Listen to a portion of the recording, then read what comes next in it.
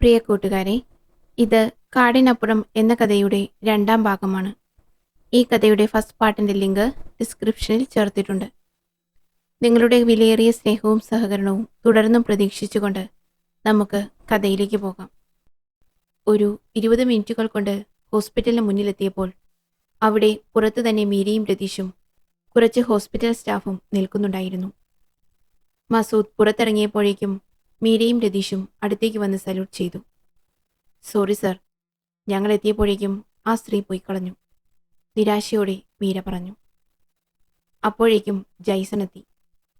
എന്താണ് സംഭവിച്ചത്, പറയൂ, മസൂദ് ചോദിച്ചു. സർ, സാറിനെ വിളിച്ചയുടൻ രതീഷ് സാറും ജയ്സൺ സാറിനെയും വിളിച്ച് പെട്ടെന്ന് തന്നെ ഞാൻ ഇങ്ങോട്ട് പോന്നു. ഇവിടെ എത്തിയപ്പോൾ മാനേജറും എന്നെ വിളിച്ച സ്റ്റാഫും ഇവിടെ പുറത്തുണ്ടായിരുന്നു സർ. എന്നിട്ട് അവരെവിടെ? മസൂദ് ചുറ്റും നോക്കിക്കൊണ്ട് ചോദിച്ചു. ഒരു സുമുഖനായ ചെറുപ്പക്കാരൻ മുന്നോട്ട് വന്ന് പറഞ്ഞു. സർ, ഞാൻ ഡോക്ടർ അലി ഹുസൈൻ, ഹോസ്പിറ്റൽ മാനേജറാണ്. ഇവർ രണ്ടുപേരും റിസപ്ഷൻ കൗണ്ടറിലെ സ്റ്റാഫാണ്. കൈ മസൂദിന്റെ നേരെ നീട്ടിക്കൊണ്ട് അയാൾ പറഞ്ഞു. ഇനി ഇവർ പറയും സർ, അവർ പറഞ്ഞു. സർ, ഒരു 7:30 ആയപ്പോഴാണ് അവരിവിടെ എത്തിയത്. ക്യാഷ് കൗണ്ടറിലെത്തി മാനുവൽ സാറിന്റെ ഒരു ലെറ്റർ കാണിച്ചു. അവർക്ക് 1,00,000 രൂപ നൽകണമെന്നായിരുന്നു അതിലുണ്ടായിരുന്നത്. ഈ മാഡം ഇന്നലെ പറഞ്ഞതനുസരിച്ച് പെട്ടെന്ന് തന്നെ ഞങ്ങൾ മാഡത്തെ വിളിച്ചു. അവരോട് ക്യാഷ് ATM-ൽ നിന്നെടുക്കാൻ സ്റ്റാഫിനെ പറഞ്ഞയച്ചിട്ടുണ്ടെന്ന് പറഞ്ഞ് ഞങ്ങൾ വെയിറ്റിംഗ് ലോഞ്ച് കാണിച്ചു കൊടുത്തു. ഡോക്ടർ അലി ഹുസൈനാണ് ബാക്കി പറഞ്ഞത്. സർ, വിവരമറിഞ്ഞ് ഞാൻ എൻ്റെ ഓഫീസിന് പുറത്തിറങ്ങി വെയിറ്റിംഗ് ലോഞ്ചിലെത്തിയപ്പോഴേക്കും അവർ പുറത്തിറങ്ങിയിരുന്നു. ഞങ്ങൾ പിന്നാലെ പുറത്തിറങ്ങിയപ്പോൾ ഒരു ചുവപ്പ് ഓൾട്ടോ കാറിൽ കയറി അവർ പോയി സർ. അവർ തന്നെയാണോ കാർ ഓടിച്ചത്? മസൂദ് ചോദിച്ചു. അല്ല സർ, അവർ കാറിന്റെ ബാക്ക് സീറ്റിലാണ് കയറിയത്. പെട്ടെന്ന് തന്നെ നമ്പർ പ്ലേറ്റ് ഞാൻ എൻ്റെ ഫോണിൽ പകർത്തിയിട്ടുണ്ട് സർ, ഡോക്ടർ അലി ഹുസൈൻ ആവേശത്തോടെ പറഞ്ഞു. വെരി ഗുഡ് ഡോക്ടർ, മസൂദ് അഭിനന്ദിച്ചു. നിങ്ങളുടെ ഈ സഹകരണമാണ് ഞങ്ങൾക്ക് വേണ്ടത്, മസൂദ് തുടർന്നു. അത് പിന്നെ സർ, ഞങ്ങളുടെ MD-യെ കൊന്ന ആളെ പിടിക്കാൻ സഹകരിച്ചില്ലെങ്കിൽ പിന്നെ ഞങ്ങളെ എന്തിനു പറ്റും സാറേ? അദ്ദേഹത്തിന് ഞങ്ങളായിരുന്നു കുടുംബവും കുട്ടികളുമൊക്കെ, ഡോക്ടർ ഗദ്ഗതത്തോടെ പറഞ്ഞു. നമ്മൾ കണ്ടുപിടിക്കും ഡോക്ടർ, നിങ്ങൾ വിഷമിക്കേണ്ട. രതീഷ്, ആ കാറിന്റെ നമ്പർ ഒന്ന് കളക്ട് ചെയ്യൂ. പിന്നെ ഡോക്ടർ, അവർക്ക് പണം കിട്ടാത്തതിനാൽ അവർ വീണ്ടും വരുമെന്ന് ഉറപ്പാണ്. അതുകൊണ്ട് ഞങ്ങളുടെ ഡിപ്പാർട്ട്മെന്റിൽ നിന്നും കുറച്ചു പേർക്ക് ഇവിടെ തങ്ങേണ്ടി വരും. SI മീരയുടെ നേതൃത്വത്തിൽ ഒരു 4 വനിതാ പോലീസുകാർ. പിന്നെ അവർ യൂണിഫോമിലായിരിക്കില്ല, മസൂദ് ഡോക്ടറുടെ മുഖത്തേക്ക് നോക്കി പറഞ്ഞു. അതിനെന്താ സാർ, എന്ത് സൗകര്യം വേണമെങ്കിലും ഇവിടെ അറേഞ്ച് ചെയ്യാം. സന്തോഷേ ഉള്ളൂ, ഡോക്ടർ പറഞ്ഞു. താങ്ക്സ് ഡോക്ടർ, വീണ്ടും കാണാം. ഹസ്തദാനം ചെയ്ത് അവർ പിരിഞ്ഞു. ഒന്ന് നിൽക്കൂ, ഹോസ്പിറ്റലിലേക്ക് തിരിച്ചു കയറുന്ന ലേഡി സ്റ്റാഫിനെ നോക്കി മസൂദ് വിളിച്ചു. അവർ നൽകിയ ലെറ്റർ അത് മാനുവൽ ഡോക്ടർ എഴുതിയത് തന്നെയാണോ? അല്ല സാർ, പക്ഷേ താഴെ ഒപ്പിട്ടിരിക്കുന്നത് മാനുവൽ സാറാണ്, അവർ മറുപടി പറഞ്ഞു. ഓഹോ, അങ്ങനെയാണല്ലേ? ഒന്നുകൂടി ആലോചിച്ച് മസൂദ് വീണ്ടും ചോദിച്ചു. അവർ പേര് വല്ലതും പറഞ്ഞിരുന്നു? ഉവ് സാർ, ഏഞ്ചലീന, മറുപടി വന്നു. ഓക്കെ, ആ ലെറ്റർ ഒന്ന് വേണമായിരുന്നു. മീര മാഡത്തിന്റെ കയ്യിൽ കൊടുത്താൽ മതിയാകും. ശരി, നിങ്ങൾ പോയിക്കോളൂ. പിന്നെ നിങ്ങളുടെ വെയിറ്റിംഗ് ലോഞ്ചിലെ CCTV ഫുട്ടേജ് ഒന്ന് കാണേണ്ടി വരും. വരൂ സാർ, ഇപ്പോൾ തന്നെ കാണാം. ഡോക്ടർ അവരുമായി CCTV മാസ്റ്റർ റൂമിലേക്ക് പോയി. ഫുട്ടേജ് നിരീക്ഷിച്ച അവർ കണ്ടു, ആ സ്ത്രീ ഇരിക്കുന്നതും പെട്ടെന്ന് അവർ തന്റെ മൊബൈലിലേക്ക് സൂക്ഷിച്ചു നോക്കി അവിടെ നിന്ന് എഴുന്നേൽക്കുന്നതും. എന്തോ ആലോചിച്ച ശേഷം ഡോക്ടറോട് യാത്ര പറഞ്ഞ് അവർ ഹോസ്പിറ്റലിന് പുറത്തേക്ക് ഇറങ്ങി. മസൂദിന്റെ കാറിലായിരുന്നു അവരുടെ അടുത്ത മീറ്റിംഗ്. ജയ്സൺ, നീ എത്രയും പെട്ടെന്ന് വെഹിക്കിൾ ഡിപ്പാർട്ട്മെന്റുമായി ബന്ധപ്പെട്ട് നമ്പർ വെച്ച് ആ കാർ ട്രേസ് ചെയ്യണം. ഹറിയപ്പ്. രതീഷിനെ ഞാൻ ഏൽപ്പിക്കാൻ പോകുന്നത് അല്പം പ്രയാസമുള്ള ജോലിയാണ്. നമ്മുടെ ഫോഴ്സിൽ നിന്ന് എത്ര പേരെ വേണമെങ്കിലും ഉപയോഗിക്കാം. കൂടാതെ കേരളത്തിലെ ഏത് പോലീസ് സ്റ്റേഷനിൽ നിന്നും സഹായം ആവശ്യപ്പെടാം. എന്താണ് സാർ ഞാൻ ചെയ്യേണ്ടത്? രതീഷിന് ആകാംക്ഷയേറി. ആ കാർ നമ്പർ എൻ്റെ നിഗമനമനുസരിച്ച് ഫേക്ക് ആകാനാണ് 99% സാധ്യത. ഇനി അല്ലെങ്കിൽ തന്നെ അഡ്രസ്സ് വെച്ച് അവരെ ഫോളോ ചെയ്യലും ബുദ്ധിമുട്ടാണ്. അതുകൊണ്ട് ഇവിടെ ഈ ഹോസ്പിറ്റൽ മുതൽ ആ വാഹനത്തിന്റെ സഞ്ചാരപാത CCTV ഫുട്ടേജുകൾ വെച്ച് ട്രേസ് ചെയ്യണം. എത്ര ദൂരം പോകേണ്ടി വന്നാലും ആ വാഹനം ഇപ്പോഴുള്ള സ്ഥലം കണ്ടുപിടിക്കണം. ഏതുതരം സ്ഥാപനങ്ങളുടെയും ഫുട്ടേജുകൾ പരിശോധിക്കാം. പെർമിഷൻ ലെറ്റർ ഞാൻ നിനക്ക് വാട്സപ്പ് ചെയ്യാം. നമുക്ക് സമയമില്ല. Hurry up and go fast. Sir. അവരിരുവരും കാറിൽ നിന്ന് ഇറങ്ങിപ്പോയി. മീര. മസൂദ് മീരയ്ക്ക് നേരെ തിരിഞ്ഞു. ഞാൻ നേരത്തെ ഡോക്ടറോട് പറഞ്ഞത് താൻ കേട്ടല്ലോ? ഉവ് സർ, മീര മറുപടി പറഞ്ഞു. അവരോട് പറഞ്ഞതുപോലെ ആ സ്ത്രീയെ പിടിക്കാനല്ല തന്നെ ഞാൻ ഇവിടെ നിർത്തുന്നത്. അവളിനി ഒരിക്കലും ആ വേഷത്തിലോ ഐഡന്റിറ്റിയിലോ ഡോക്ടറുടെ ലെറ്ററുമായോ ഇവിടെ വരില്ല. കാരണം ഇവിടെ നമ്മൾ വലവിരിച്ചു എന്ന് അവൾ അറിഞ്ഞു കഴിഞ്ഞു. സർ, അപ്പോൾ ഞാൻ? മീര സംശയം പ്രകടിപ്പിച്ചു. അവൾക്ക് ഈ ഹോസ്പിറ്റലിനുള്ളിൽ ഒരു സഹായിയുണ്ട്. നമ്മൾ വിവരമറിഞ്ഞ് അവളെ തേടി വരുന്നുണ്ടെന്ന് അവൾ അറിഞ്ഞത് ഈ ഹോസ്പിറ്റലിനുള്ളിലെ ആരോ വിവരം അറിയിച്ചിട്ടാണ്. ആരോ അവൾക്കയച്ച മെസ്സേജ് കണ്ടാണ് അവൾ വെയിറ്റിംഗ് ലോഞ്ചിൽ നിന്നും പെട്ടെന്ന് പുറത്തിറങ്ങിയത്. അതാരാണെന്ന് കണ്ടുപിടിക്കലാണ് തൻ്റെ ജോലി. തൻ്റെ ഏതുതരം തന്ത്രങ്ങളും പുറത്തെടുക്കാം. ആരുമായും കമ്പനിയാകാം. എങ്ങനെയും ആ സഹായിയെ നമുക്ക് കണ്ടെത്തണം മീര. Okay sir. നിങ്ങൾ 3 പേരുടെയും ജോലി കഴിയുമ്പോഴേക്കും എനിക്കും ചിലതെല്ലാം ചെയ്തു തീർക്കാനുണ്ട്. പിന്നെ മീര. സർ. മാനേജർ ആള് സുന്ദരൻ തന്നെയാണ് കേട്ടോ. ഒന്ന് പോവൂ സാറേ. പുഞ്ചിരിച്ചുകൊണ്ട് മീര കാറിന് പുറത്തേക്കിറങ്ങി. മസൂദ് കാർ സ്റ്റാർട്ട് ചെയ്ത് നേരെ വീട്ടിലേക്ക് പോയി. തൻ്റെ റൂമിൽ ഏകാന്തനായി ചിന്തയിലാണ്ടു. എന്തായി കാ? ഒരു അരമണിക്കൂർ പിന്നിട്ടപ്പോൾ ചായക്കപ്പുമായി വന്ന് സൽമ ചോദിച്ചു. കയറി വരുമ്പോൾ മുഖഭാവത്തിൽ അസ്വസ്ഥത കണ്ടതിനാൽ അവളൊന്നും ചോദിച്ചിരുന്നില്ല. ആ സ്ത്രീ രക്ഷപ്പെട്ടടി, നിരാശയോടെ മസൂദ് പറഞ്ഞു. ഞാനൊരു കാര്യം പറയട്ടെ? സൽമ ചോദിച്ചു. ആ, പറയ്. ആ പെണ്ണ് ഡോക്ടറുടെ വീട്ടിൽ വരച്ചു വെച്ച കടലാസ് നിങ്ങൾക്ക് കിട്ടിയിരുന്നല്ലോ? ഇല്ല. എന്തിനാ? അല്ല, അവളുടെ ആ വരവിന്റെ ലക്ഷ്യം ചിലപ്പോൾ അതിലുണ്ടെങ്കിലോ? പ്രതീക്ഷയോടെ അവൾ ചോദിച്ചു. ഏയ്, അങ്ങനെ എന്തെങ്കിലും ദുരൂഹതയുണ്ടായിരുന്നെങ്കിൽ ഡോക്ടർ അന്നേ അവളെ സംശയിക്കുമായിരുന്നു. ഏതായാലും എൻ്റെ ബീവി പറഞ്ഞതല്ലേ, അതിലെന്തെങ്കിലും ഉണ്ടോ എന്ന് നോക്കാം. നീ ആ ഫോണിങ് എടുക്ക്. മസൂദ് അപ്പോൾ തന്നെ ഡോക്ടർ മാനുവലിന്റെ വീട്ടിലെ ലാൻഡ് ഫോണിൽ വിളിച്ച് തോമസ് കുട്ടിയോട് ആ കടലാസിനെ പറ്റി ചോദിച്ചു. അത് ഡോക്ടർ സാറിന്റെ അലമാരിയിലുണ്ടാകും സർ. ഞാൻ നോക്കിയിട്ട് അങ്ങോട്ട് വിളിക്കാം, തോമസ് കുട്ടി പറഞ്ഞു. വെറുതെ നോക്കിയാ പോരാ, തിരഞ്ഞു കണ്ടുപിടിച്ചിട്ട് വിളിക്ക്. മസൂദ് ശബ്ദം കനപ്പിച്ചു. ഉവ് സർ, തോമസ് പറഞ്ഞു. കണ്ണടച്ചുകൊണ്ട് ഭാര്യയോട് ചിരിച്ചു നിന്നപ്പോഴേക്കും ഫോൺ ബെല്ലടിച്ചു. ഫോറൻസിക് സർജൻ ഡോക്ടർ ജിനു ചാക്കോയാണ്. അറ്റൻഡ് ചെയ്ത് സംസാരിച്ചു കഴിഞ്ഞപ്പോഴേക്കും മസൂദിന്റെ മുഖം വിടർന്നിരുന്നു. ഫോൺ വെച്ചപ്പോൾ സൽമ ചോദിച്ചു. എന്താണാവോ സന്തോഷവാർത്ത? എടി, രതീഷിന് കാറിൽ നിന്ന് കിട്ടിയ മുടി പരിശോധിക്കാൻ ഞാൻ ഫോറൻസിക് ലാബിലേക്ക് വിട്ടിരുന്നു. അതിന്റെ റിസൾട്ട് പറയാൻ ഫോറൻസിക് സർജൻ വിളിച്ചതാ. എന്നിട്ട്? ഞാൻ പ്രതീക്ഷിച്ചതുപോലെ തന്നെ അത് ഒറിജിനൽ അല്ല. It's an artificial hair. കൃത്രിമ മുടിയാണത്. അപ്പോൾ അതിനർത്ഥം? ചോദ്യരൂപേണ സൽമ മസൂദിന്റെ മുഖത്തേക്ക് നോക്കി. അതെ, അതൊരു പെണ്ണാണോ എന്ന് സംശയിക്കേണ്ടിയിരിക്കുന്നു. അവരുടെ രൂപവും ഭാവവും CCTV ഫുട്ടേജിലൂടെ കണ്ടപ്പോൾ തന്നെ ഞാൻ സംശയിച്ചതാണ്. ഏതായാലും ഉറപ്പിക്കാനായിട്ടില്ല. നമുക്ക് നോക്കാം, മസൂദ് പറഞ്ഞു. അല്പം കഴിഞ്ഞപ്പോൾ ജയ്സൺ വിളിച്ചു. എടാ, ആ നമ്പർ ഫേക്കാണ്. അഡ്രസ്സ് പെരുമ്പാവൂരാണ്. അവർ മാത്രമുള്ള സംഭാഷണത്തിൽ ജയ്സൺ മസൂദിനെ സാറെന്ന് വിളിച്ച് ബഹുമാനിക്കാറില്ലായിരുന്നു. അതൊരു പ്രൈവറ്റ് ബസ്സിന്റെ നമ്പറാണ്. അത് ഞാൻ പ്രതീക്ഷിച്ചത് തന്നെയാണ്. വൈകിക്കണ്ട, നീ തിരിച്ചു പോന്നോളൂ. നേരെ ഓഫീസിലേക്ക്, മസൂദ് പറഞ്ഞു. മസൂദ് കാറെടുത്ത് പുറത്തേക്ക് പോയി. തൻ്റേത് മാത്രമായ ചില സുഹൃത്തുക്കൾ അയാൾക്കുണ്ടായിരുന്നു. പല മേഖലകളിൽ കഴിവ് തെളിയിച്ച ചിലർ. ആവശ്യങ്ങൾ വരുമ്പോൾ പരസ്പരം സഹായിക്കുന്നവർ. അവരിൽ ചിലരെ കാണാനായിരുന്നു മസൂദ് പോയത്. തിരിച്ചു വരും വഴി തോമസ് കുട്ടി വിളിച്ചതനുസരിച്ച് മസൂദ് ജോൺസൺ വില്ലയിലേക്ക് പോയി.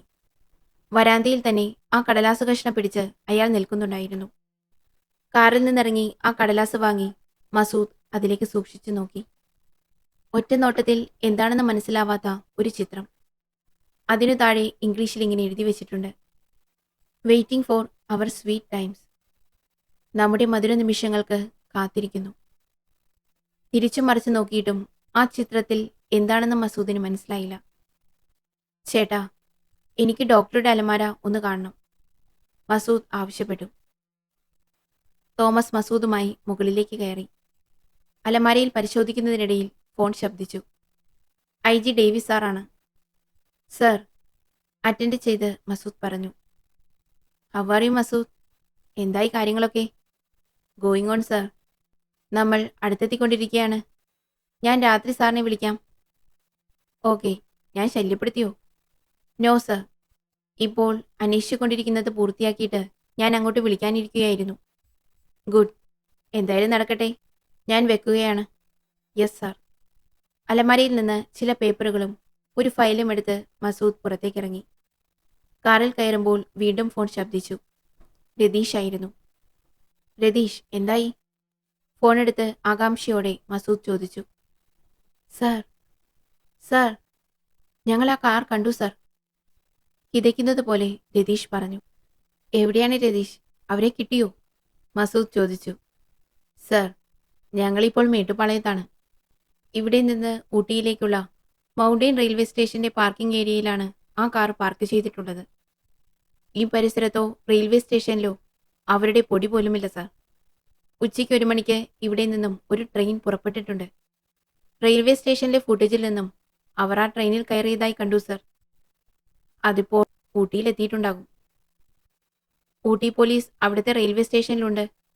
അവിടെ അവർ സെർച്ച് ചെയ്യുമെന്ന് പറഞ്ഞിട്ടുണ്ട്.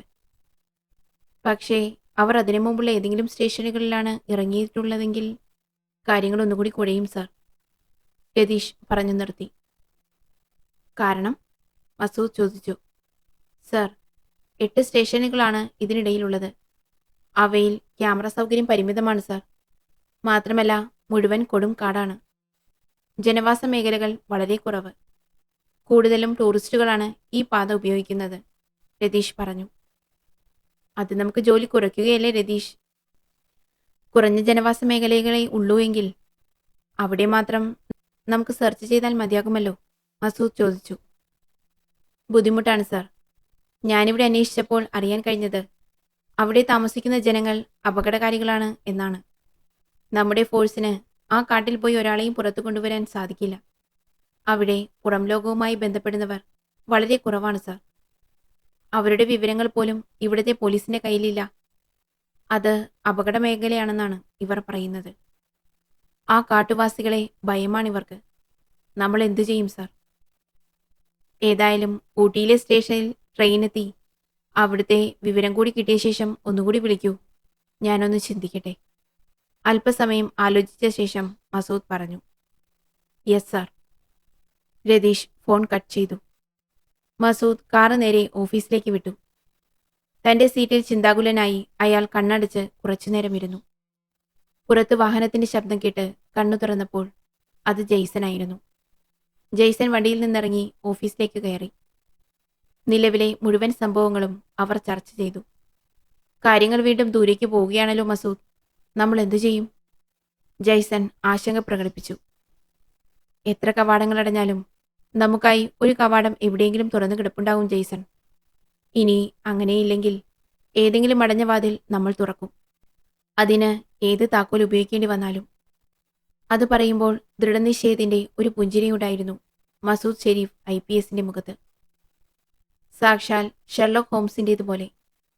കൃത്യം 7:05 മസൂദിന്റെ ഫോൺ ബെല്ലടിച്ചു. രതീഷായിരുന്നു. സർ, ഉദകമണ്ഡലത്ത് അവർ ഇറങ്ങിയിട്ടില്ല, രതീഷ് പറഞ്ഞു. എവിടെ? സംശയത്തോടെ മസൂദ് ചോദിച്ചു. സോറി സർ, ഊട്ടിയിലെ റെയിൽവേ സ്റ്റേഷന്റെ പേരാണത്. ആ സ്റ്റേഷനിൽ അവർ ഇറങ്ങിയിട്ടില്ല. അവർ സ്റ്റേഷനും പരിസരവും ട്രെയിനിന്റെ ഉൾവശവും അരിച്ചു പറക്കിയിട്ടും അവരുടെ പൊടി പോലും കിട്ടിയിട്ടില്ല, രതീഷ് പറഞ്ഞു. രതീഷിനെന്ത് തോന്നുന്നു? അതിനിടയിലുള്ള സ്റ്റേഷനുകളിലേക്ക് റോഡ് മാർഗം പോകാൻ സാധിക്കുമോ? ഇല്ല സർ. ദിവസേന 2 ട്രെയിൻ സർവീസുകൾ മാത്രമാണ് ഈ റൂട്ടിലുള്ളത്. ഒന്ന് രാവിലെ 7:10 മറ്റൊന്ന് ഉച്ചയ്ക്ക് 1 മണിക്കും. പക്ഷേ ഇവിടെ ഓടുന്നത് നമ്മുടെ നാട്ടിൽ ഓടുന്നത് പോലെയുള്ള ട്രെയിനുകളല്ല. ആവിയിൽ പ്രവർത്തിക്കുന്ന ട്രെയിനുകളാണ്. വെറും 46 കിലോമീറ്റർ ദൂരം ഏകദേശം 5 മണിക്കൂറുകൾ കൊണ്ടാണ് ട്രെയിൻ ഓടിയെത്തുക. അതായത് മണിക്കൂറിൽ വെറും 10-ൽ താഴെ കിലോമീറ്റർ സ്പീഡിൽ. കയറ്റമായതുകൊണ്ട് സ്പീഡിൽ പോകാൻ പറ്റില്ലെന്നാണ് ഇവിടെ നിന്നും വിവരം ലഭിച്ചത്. രതീഷ് ഇത്രയും പറഞ്ഞപ്പോൾ എന്തോ ഓർമ്മ വന്നതുപോലെ മസൂദ് പറഞ്ഞു. ഓ, ആ റൂട്ടാണല്ലേ അത്. ഞാൻ ഒരുപാട് കേട്ടിട്ടുണ്ട്. ഇപ്പോൾ മനസ്സിലായി. അപ്പോൾ ഇനി അവിടെ നിന്നിട്ട് കാര്യമില്ല അല്ലേ രതീഷ്? മസൂദ് ചോദിച്ചു. അതെ സർ, എനിക്കങ്ങനെയാണ് തോന്നുന്നത്. രതീഷിന് പ്രതീക്ഷയുണ്ടായിരുന്നില്ല. രതീഷ്, ആ കാറിനെ നിരീക്ഷിക്കാൻ രണ്ടുപേരെ മഫ്തിയിൽ അവിടെ നിർത്തണം. ഒരു കാരണവശാലും കാറെടുത്തവർ രക്ഷപ്പെടരുത്. ആവശ്യമെങ്കിൽ തമിഴ്നാട് പോലീസിന്റെ സഹായം ആവശ്യപ്പെടാം, മസൂദ് നിർദ്ദേശിച്ചു. പിന്നെ നിങ്ങൾ ഇന്ന് രാത്രി അവിടെ ഒരു ലോഡ്ജ് എടുത്ത് താമസിച്ചോളൂ. നാളെ രാവിലെ ഞാൻ വിളിക്കാം. Good night. Yes sir, good night. Phone cut ചെയ്യുന്നതിന് മുമ്പായി രതീഷ് പറഞ്ഞു. ഉടനെ തന്നെ മസൂദ് മീരയുടെ നമ്പർ എടുത്ത് ഡയൽ ചെയ്തു. Hello sir. മീര പെട്ടെന്ന് തന്നെ ഫോൺ എടുത്തു. കേരള തമിഴ്നാട് ബോർഡറിലുള്ള ആരെങ്കിലും അവിടെ സ്റ്റാഫായി ഉണ്ടോ എന്ന് രഹസ്യമായി അന്വേഷിക്കണം. പ്രത്യേകിച്ച് മേട്ടുപ്പാളയം ഭാഗത്തുള്ളവർ. കഴിയുമെങ്കിൽ അവിടുത്തെ മുഴുവൻ സ്റ്റാഫിന്റെയും ഹിസ്റ്ററി കിട്ടിയാൽ നന്നായി. അതുപോലെ ഒരു കാര്യം കൂടി മീര, ഹോസ്പിറ്റലിലെ കണക്കുകൾ കൈകാര്യം ചെയ്യുന്നത് ആരാണെന്ന് അന്വേഷിക്കണം. മാനുവൽ ഡോക്ടറുടെ മരണത്തിന് മുമ്പും ശേഷവും അതിൽ വല്ല മാറ്റവും ഉണ്ടോ എന്നുകൂടി അന്വേഷിക്കണം. അവർക്ക് സംശയം വരാത്ത രീതിയിൽ വേണം. ഒരുപക്ഷെ നമ്മുടെ അന്വേഷണത്തിന് സഹായകമാകുന്ന വല്ലതും അവിടെ നിന്നും കിട്ടിയേക്കും. ഓക്കെ സർ, മീര പറഞ്ഞു. ഫോൺ കട്ട് ചെയ്തു. ജയ്സൺ, എന്തു തോന്നുന്നു ഇപ്പോൾ? മസൂദ് ജയ്സന്റെ മുഖത്തേക്ക് നോക്കി ചോദിച്ചു. ആ സ്ത്രീയാണ് കൊല ചെയ്തതെങ്കിൽ അവരുടെ ആവശ്യം ഭംഗിയായി നിറവേറ്റി കഴിഞ്ഞു. ഇനി അവർ പുറത്തിറങ്ങുമോ മസൂദ്? സാധ്യത കുറവാണ് ജയ്സൺ. ഇനി അവർക്ക് ആവശ്യം ഡോക്ടറെ കബളിപ്പിച്ച് നേടാൻ അവരുദ്ദേശിച്ച പണമാണ്. അതന്വേഷിച്ച് ഇനി പുറത്തേക്കിറങ്ങുന്നത് അപകടമാണെന്ന് ഇതിനകം അവർ തിരിച്ചറിഞ്ഞിട്ടുണ്ടാകണം. അതുകൊണ്ട് നമുക്ക് മുന്നിൽ ഇനി 2 വഴികളാണ് ബാക്കി. ഒന്ന്, എന്തു സാഹസമെടുത്തും അവരുടെ താവളത്തിൽ കയറി അവരെ പൊക്കുക. മസൂദ് ഒന്ന് നിർത്തി. രണ്ടാമത്തേത്? ജയ്സൺ പ്രതീക്ഷയോടെ ചോദിച്ചു. ഒന്നാമത്തേത് പരാജയപ്പെട്ടാൽ നമുക്കത് പ്രയോഗിക്കാം ജയ്സൺ, പുഞ്ചിരിച്ചുകൊണ്ട് മസൂദ് മറുപടി പറഞ്ഞു. അപ്പോൾ നമുക്ക് മേട്ടുപ്പാളയത്തേക്കൊരു ട്രിപ്പുണ്ടെന്നർത്ഥം അല്ലേ? എപ്പോൾ പോകേണ്ടി വരും? ജയ്സൺ ചോദിച്ചു. ഇന്ന് രാത്രി ഒരു 11 മണിക്ക് തന്നെ നമുക്ക് പുറപ്പെടണം. ഞാനൊന്ന് വീട്ടിൽ പോയി വരാം. നീയും പോയി വന്നോളൂ. എൻ്റെ കാറിൽ പോകാം. വിശ്വസ്തരും ധൈര്യമുള്ളവരുമായ ഒരു 3 പേരും കൂടി നമ്മുടെ ടീമിൽ വേണം. കുറച്ച് കോംപ്ലിക്കേഷനുകൾ ഉണ്ടാകാൻ സാധ്യതയുണ്ട്. എല്ലാവർക്കും സ്വന്തം കൈത്തോക്കുകൾക്ക് പുറമെ എക്സ്ട്രാ ബുള്ളറ്റും വേണം. തോക്കും ബുള്ളറ്റും ഞാൻ അറേഞ്ച് ചെയ്തോളാം. പക്ഷേ 3 പേരെ നീ തന്നെ വിളിച്ചു പറയണം. ആരെയാണെന്ന് വെച്ചാ നീ തന്നെ ഒന്ന് വിളിക്ക്, ജയ്സൺ പറഞ്ഞു. എങ്കി പറ, ആരെയൊക്കെ നമുക്ക് ഉൾപ്പെടുത്താം? മസൂദ് തിരിച്ചു ചോദിച്ചു. SI സന്തോഷ്, പിന്നെ നമ്മുടെ സുമേഷിനെ പറ്റും. ഒരാളും കൂടിയല്ലേ? അത് നമുക്ക് ഷൈജുവിനെ ആക്കാം. നീ വിളിച്ചാൽ പിന്നെ ആർക്കും ഒന്നും പറയാനുണ്ടാകില്ല. നീ അവരെ വിളിച്ച് ഒരു 10:30 ഇവിടെ വരാൻ പറഞ്ഞാൽ മതി. ഞാൻ അപ്പോഴേക്കും തോക്കുകളും ബുള്ളറ്റുമായി എത്താം. ഓക്കെ ഓക്കെ, മേലുദ്യോഗസ്ഥന് ഇങ്ങോട്ട് പണി അല്ലേ? മസൂദ് ചിരിച്ചു. നിന്റെ മേലുദ്യോഗമെന്നും എൻ്റെ നേരെ വേണ്ട മസൂദേ. ഞാൻ പറഞ്ഞതുപോലെ ചെയ്താൽ അവരിവിടെ എത്തും. അല്ലെങ്കിൽ നമ്മൾ 2 പേരും കൂടി പോകേണ്ടി വരും മേട്ടുപ്പാളയത്തേക്ക്, ജയ്സൺ ഭീഷണിപ്പെടുത്തി. ശരി സാറേ, കൈകൂപ്പിക്കൊണ്ട് ചിരിച്ച് മസൂദ് പറഞ്ഞു. എല്ലാവരെയും വിളിച്ച ശേഷം മസൂദ് പെട്ടെന്ന് തന്നെ വീട്ടിലേക്ക് പോയി. സൽമ കാത്തിരിക്കുന്നുണ്ടായിരുന്നു. ഭർത്താവിൻ്റെത് സമ്മർദ്ദമുള്ള ജോലിയാണെന്ന് അറിയാവുന്നതുകൊണ്ട് അവൾ കേസിനെപ്പറ്റി അങ്ങോട്ടൊന്നും ചോദിക്കാറില്ല. എങ്കിലും മസൂദ് മുഴുവൻ കാര്യങ്ങളും അവളോട് പറയാറുണ്ടായിരുന്നു. എടി, എനിക്കൊന്ന് മേട്ടുപ്പാളയം വരെ പോകാനുണ്ട്, ഇന്ന് രാത്രി തന്നെ. ആ പെണ്ണിനെ അന്വേഷിച്ചാണോ? അവൾ ചോദിച്ചു. അതെ, ഒരു ഹണ്ടിങ്, കാടിനുള്ളിലാണ്, മസൂദ് പറഞ്ഞു. ഓ, അപ്പോ ഇൻട്രസ്റ്റിലായിരിക്കുമല്ലോ. കാട് മസൂദിന്റെ ദൗർബല്യമാണെന്ന് അവൾക്കറിയാമായിരുന്നു. ടൂറ് പോവുകയല്ല, കാട്ടുവാസികളുടെ ഇടയിലൂടെ പ്രതിയെന്ന് സംശയിക്കുന്ന ഒരാളെ തേടി പോവുകയാണ്. മസൂദ് മറുപടി നൽകി. പിന്നെ നീ പറഞ്ഞതുപോലെ ആ സ്ത്രീ എഴുതിവെച്ച കടലാസ് പരിശോധിച്ചു. ഒന്നും മനസ്സിലാകാത്ത ഒരു ചിത്രമാണതിൽ. ഇതാ, നിനക്കെന്തെങ്കിലും കിട്ടുമോ നോക്ക്. മസൂദ് ആ പേപ്പർ അവൾക്ക് നേരെ നീട്ടി. കുളിക്കാനായി ബാത്റൂമിൽ കയറി. മസൂദ് കുളിക്കുന്നതിനിടയ്ക്ക് 2 തവണ ഫോൺ ശബ്ദിച്ചു. കുളി കഴിഞ്ഞിറങ്ങിയപ്പോഴേക്കും സൽമ ആ പേപ്പറുമായി നിൽക്കുകയാണ്. എന്തുപറ്റി? ഒന്നും കിട്ടിയില്ലേ? മസൂദ് ചോദിച്ചു. അവൾ തിരിച്ചു ചോദിച്ചു. ഇക്ക, ഈ ചിത്രം ഞാൻ എൻ്റെ ഒരു ഫ്രണ്ടിന് അയച്ചു കൊടുക്കട്ടെ? അതെന്തിനാ? എൻ്റെ ഒരു ഫ്രണ്ടിന് ഇങ്ങനത്തെ തലയും വാലും ഇല്ലാത്ത ചിത്രങ്ങളെപ്പറ്റി പഠിക്കലാണ് പണി. അതിൻ്റെ ഭ്രാന്താണ് അവൾക്ക്. ചിലപ്പോൾ ഇത് കാണുമ്പോൾ അവൾക്ക് എന്തെങ്കിലും മനസ്സിലായേക്കും. എന്നാൽ അങ്ങനെയാകട്ടെ. ആ ചിത്രം വരച്ച പെണ്ണൊന്നുമല്ലല്ലോ നിന്റെ ഫ്രണ്ട്? മന്ദസ്മിതത്തോടെ മസൂദ് ചോദിച്ചു. തമാശ പറയാതെ കൈകഴുകി വന്നാൽ തിന്നാൻ എന്തെങ്കിലും എടുത്തു വയ്ക്കാം. അവൾക്ക് ചുണ്ടി പിടിച്ചു. പിന്നെ ഇക്ക, ഫോൺ ബെല്ലടിച്ചിരുന്നു. ആ മീരയാണെന്ന് തോന്നുന്നു. മസൂദ് ഫോണെടുത്ത് മീരയ്ക്ക് തിരിച്ചു വിളിച്ചു. സർ, ഇവിടുത്തെ ഫുൾ സ്റ്റാഫ് ഡീറ്റെയിൽസ് കിട്ടി. ഫോണെടുത്ത ഉടനെ മീര പറഞ്ഞു. ഗുഡ് മീര. എന്നിട്ട്? മസൂദ് ചോദിച്ചു. പക്ഷേ സാർ, സാറ് ചോദിച്ച പോലെ കേരള തമിഴ്നാട് ബോർഡറിലുള്ള ആരും ഇവിടെയില്ല. കേരളത്തിന് പുറത്തുള്ളവർ സെക്യൂരിറ്റി സെക്ഷനിലെ കുറച്ച് ബീഹാറികളാണ്. ഓക്കെ മീര, താൻ ആ ലിസ്റ്റ് ഓഫീസിലെത്തിച്ച് വീട്ടിലേക്ക് പോയിക്കോളൂ. നാളെയും കൂടി ഹോസ്പിറ്റലിൽ താൻ ചെല്ലണം. ഞാനും ജെയ്സനും മേട്ടുപ്പാളയം വരെ പോവുകയാണ്. ആ സ്ത്രീ പോയത് ആ ഭാഗത്തേക്കാണ്. അപ്പോൾ ഞങ്ങൾ അവിടെ എത്തുന്ന വിവരം ഒരുപക്ഷെ ഹോസ്പിറ്റലിലുള്ള അവരുടെ സഹായിക്ക് എത്തിയേക്കാം. അതിനനുസരിച്ച് എന്തെങ്കിലും റിയാക്ഷൻ അയാളിൽ ഉണ്ടാകാനും സാധ്യതയുണ്ട്. തന്ത്രപരമായി വീക്ഷിക്കണം എല്ലാവരെയും. ആവശ്യമുള്ള ഫോഴ്സിനെ ഉപയോഗിച്ചോളൂ. Okay sir. പിന്നെ ഞാൻ രണ്ടാമത് പറഞ്ഞ കാര്യം, അവിടുത്തെ സാമ്പത്തിക ഇടപാടുകൾ. മസൂദ് ചോദിച്ചു. അത് വ്യക്തമായിട്ടില്ല സാർ. നാളെ തന്നെ കണ്ടുപിടിക്കാം. എന്നാൽ ശരി, ഞങ്ങൾ മേട്ടുപാളയത്ത് നിന്നും വന്നതിന് ശേഷം നമുക്ക് കാണാം. മസൂദ് ഗുഡ് നൈറ്റ് പറഞ്ഞ് ഫോൺ വെച്ചു. ഭക്ഷണ ടേബിളിൽ സൽമയും ഹാദിമോനും വെയിറ്റിംഗ് ആയിരുന്നു. മോനോട് തമാശകളൊക്കെ പറഞ്ഞ് ഭക്ഷണം കഴിക്കാൻ തുടങ്ങിയപ്പോൾ അവൾ പറഞ്ഞു. ഇക്ക, അവൾ ആ ചിത്രം നോക്കിയിട്ട് മറുപടി അയച്ചിട്ടുണ്ട്. എന്താണ് അവൾ പറയുന്നത്? ഭക്ഷണം കഴിച്ചു തുടങ്ങിക്കൊണ്ട് മസൂദ് ചോദിച്ചു. ഇത് കണ്ടിട്ട് ഒരു ചിത്രമാണെന്ന് തോന്നുന്നില്ലെന്ന്.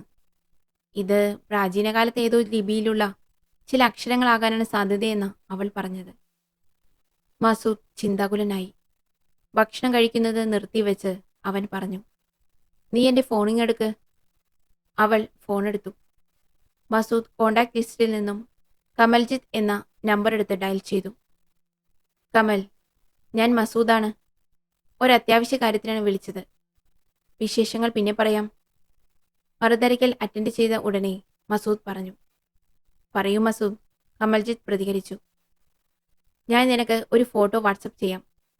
അതിലുള്ള ലിപി ഒന്ന് വായിച്ച് അർത്ഥം പറഞ്ഞു തരണം. അതിനെന്താ മസൂദ്, അതെൻ്റെ ഇൻട്രസ്റ്റ് അല്ലേ? പുതിയത് വല്ലതുമാണെങ്കിൽ അതിൻ്റെ അർത്ഥം കണ്ടുപിടിച്ച് ഞാൻ പറഞ്ഞു തരും. കമൽജിത്ത് സന്തോഷത്തോടെ പറഞ്ഞു.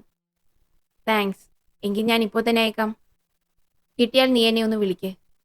മസൂദ് ഫോൺ കട്ട് ചെയ്തു. ഫോട്ടോ കമൽജിത്തിന് അയച്ചു. മസൂദിന്റെ സുഹൃത്തായ കമൽജിത്തിന് ലിപി സാഹിത്യത്തിൽ ഡോക്ടറേറ്റ് ഉണ്ട്. പഴയതും പുതിയതുമായി നൂറുകണക്കിന് ലിപികൾ അറിയാവുന്ന ഒരു അത്ഭുത മനുഷ്യനായിരുന്നു അയാൾ. മസൂദ് പറഞ്ഞാൽ എന്തും ചെയ്യാൻ അയാൾ തയ്യാറാകുമായിരുന്നു. മാത്രമല്ല, പുതിയ പുതിയ ലിപികൾ വായിക്കാൻ അയാൾക്കൊരു ലഹരിയായിരുന്നു. ഭക്ഷണം കഴിച്ച് വസ്ത്രം മാറി ഭാര്യയോടും മകനോടും യാത്ര പറഞ്ഞ് മസൂദ് ഇറങ്ങി. IG ഡേവിഡ് സെബാസ്റ്റ്യനെ വിളിച്ച് മുഴുവൻ കാര്യങ്ങളും മസൂദ് അറിയിച്ചിരുന്നു. കാറോടിച്ചു പോകുന്നതിനിടയ്ക്ക് മസൂദ് രതീഷിനെ വിളിച്ചു. അവനോട് ഈ ഓപ്പറേഷനെക്കുറിച്ച് ഒന്നും സംസാരിച്ചിട്ടില്ലായിരുന്നു. രതീഷ് ഉറങ്ങിയോ? ഇല്ല സർ, കിടന്നു. രതീഷ് മറുപടി പറഞ്ഞു. ഞങ്ങളൊരു 5 പേർ അങ്ങോട്ട് വരുന്നുണ്ട്. We have an operation. നമുക്ക് എങ്ങനെയും അവരെ പൊക്കിയേ പറ്റൂ. എന്ത് സാഹസം സഹിച്ചു. Okay sir. നിങ്ങൾ പുറപ്പെട്ടോ? രതീഷ് ചോദിച്ചു. ഇല്ല, ഇപ്പോൾ പുറപ്പെടും. നമ്മുടെ പ്രോഗ്രാം ഇങ്ങനെയാണ്. രാവിലെ 7:10 അവിടെ നിന്നും പുറപ്പെടുന്ന ട്രെയിനിൽ നമ്മൾ ടീമുകളായി കയറുന്നു. ഓരോ സ്റ്റേഷനിലും 2 പേർ വീതമിറങ്ങി സ്റ്റേഷൻ പരിധികളിൽ അന്വേഷിച്ച് അവർ ഏത് സ്റ്റേഷനിൽ ഇറങ്ങിയെന്ന് കൺഫേം ആക്കുന്നു. സ്റ്റേഷൻ മനസ്സിലായാൽ അവിടേക്ക് എല്ലാവരും എത്തി ഒരുമിച്ച് ഒരു സെർച്ച്. ഒരു പരീക്ഷണമാണ്. വിജയിച്ചാൽ ഒരുപക്ഷെ നമ്മുടെ കേസിന്റെ ഏറ്റവും വലിയ ബ്രേക്ക് ത്രൂ ആയിരിക്കും അത്. മസൂദ് ഒന്ന് നിർത്തി. സർ, ഈ പറഞ്ഞ ഓപ്പറേഷന് മിക്കവാറും തമിഴ്നാട് പോലീസിന്റെ സഹകരണം ഉണ്ടാകാൻ സാധ്യതയില്ല, രതീഷ് പറഞ്ഞു. അതൊരിക്കലും നമ്മെ ബാധിക്കാൻ പാടില്ല. നമ്മുടെ ഫോഴ്സിലെ എത്ര പേരുണ്ട് അവിടെ? സർ, ആ കാറിന്റെ അടുത്ത് നിൽക്കുന്നവരടക്കം 11 പേർ.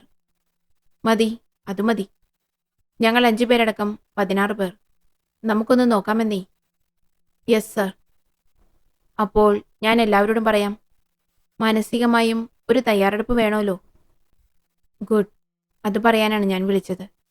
എന്നാ ശരി, ഗുഡ് നൈറ്റ്. ഫോൺ കട്ടാക്കിയപ്പോഴേക്കും ഓഫീസ് പരിസരത്തെത്തിയിരുന്നു. അവർ 4 പേരും പോകാൻ റെഡിയായി നിൽക്കുന്നുണ്ടായിരുന്നു. എന്നാൽ പോവുകയല്ലേ? മസൂദ് എല്ലാവരോടുമായി ചോദിച്ചു. യെസ് സാർ, എല്ലാവരും ഒന്നിച്ചു പറഞ്ഞു.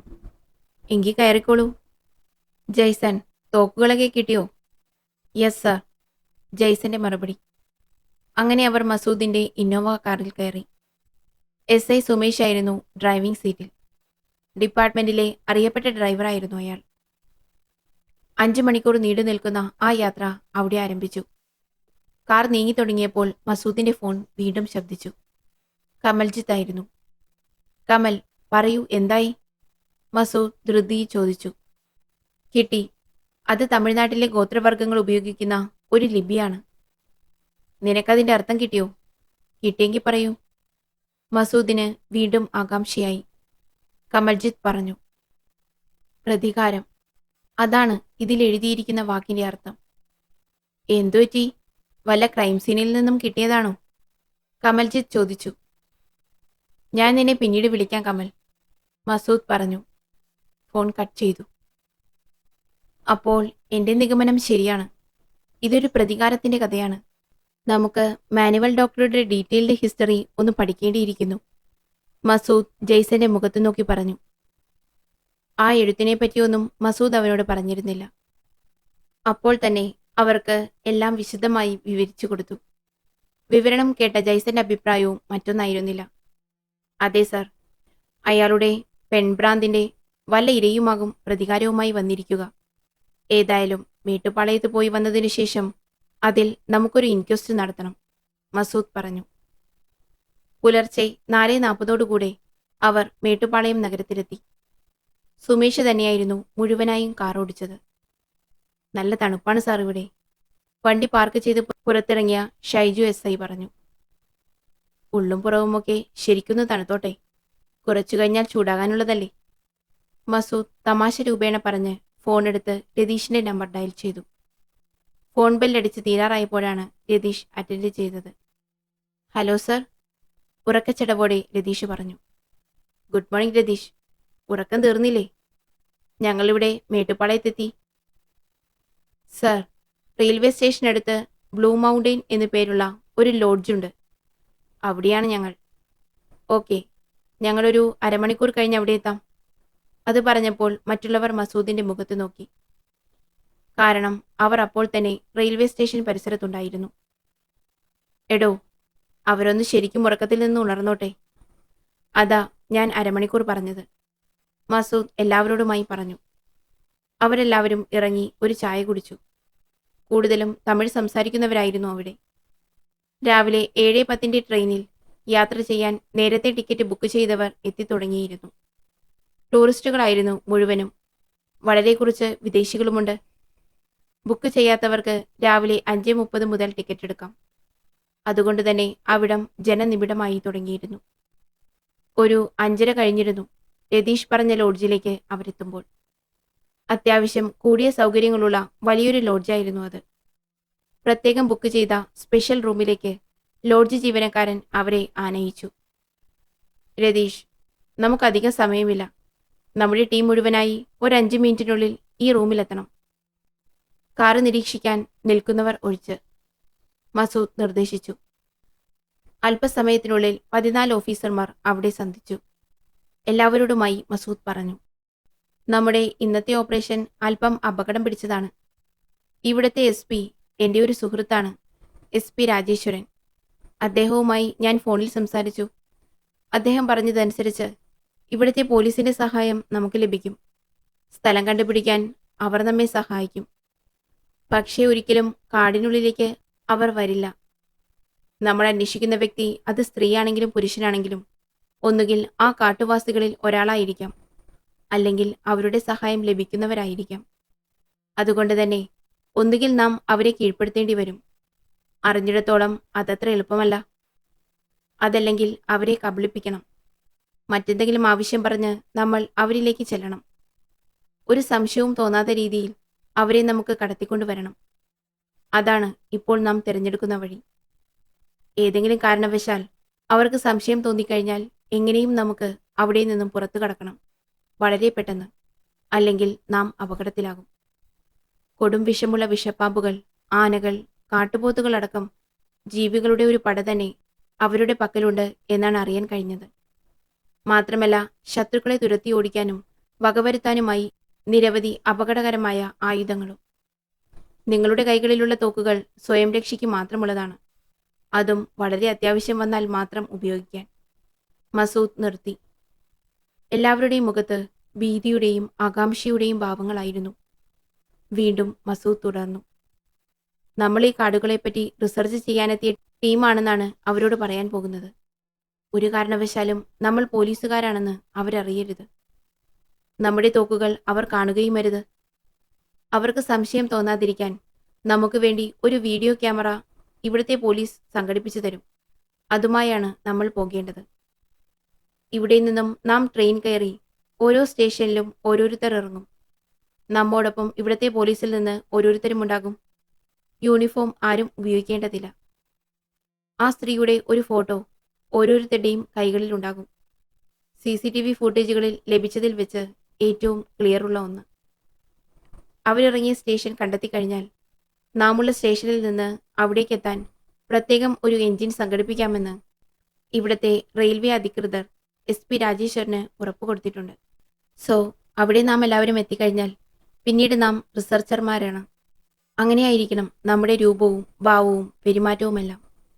ബാക്കി നിർദ്ദേശങ്ങൾ സമയങ്ങൾക്കനുസരിച്ച് നൽകാം. Okay, get ready. മസൂദിന്റെ നിർദ്ദേശമനുസരിച്ച് എല്ലാവരും റെഡിയായി. 7 മണിയായപ്പോഴേക്കും അവർ റെയിൽവേ സ്റ്റേഷനിലെത്തിയിരുന്നു. പുറമേ നിന്നും കണ്ടാൽ ഒരു ടൂറിസ്റ്റ് ടീം. അത്രയും മനസ്സിലാകൂ. അത്രയും പെർഫെക്റ്റായ ആക്ടർമാരായി അവർ ട്രെയിനിൽ കയറാനൊരുങ്ങി. ട്രെയിൻ അപ്പോൾ സ്റ്റേഷനിലുണ്ടായിരുന്നു. അവിടെ നിന്നും ആരംഭിക്കുന്ന സർവീസാണ്. ഇന്ത്യയിൽ തന്നെ ഇപ്പോൾ ആവിയന്ത്രം പ്രവർത്തിച്ചോടുന്ന ട്രെയിൻ സർവീസ് ഇത് മാത്രമാണ്. ആവിയിൽ പ്രവർത്തിക്കുന്നതിനാൽ എഞ്ചിനിൽ വലിയ തോതിൽ വെള്ളം ആവശ്യമായിരുന്നു. ഇടയിലെ സ്റ്റേഷനുകളിൽ വെള്ളം മാറ്റുന്നതിനുള്ള സൗകര്യവും ഉണ്ടായിരുന്നു. അവർ പല കമ്പാർട്ട്മെന്റുകളിലായി കയറി. കൃത്യം 7:10 തന്നെ ട്രെയിൻ സ്റ്റാർട്ട് ചെയ്തു. Red crescent hospital. SI Meera അപ്പോൾ ഡോക്ടർ അലി ഹുസൈൻ്റെ ഓഫീസിലാണ്. അതിനകം അവർ തമ്മിൽ സുഹൃത്തുക്കളായി മാറിയിരുന്നു. സംസാരത്തിനിടയിൽ ഡോക്ടർ ചോദിച്ചു, മാഡം, ചോദിക്കുന്നത് കൊണ്ടൊന്നും തോന്നരുത്. അന്വേഷണം എന്തായി? വല്ല വിവരവും കിട്ടിയോ പ്രതിയെക്കുറിച്ച്? അന്വേഷണം നടക്കുന്നു ഡോക്ടർ.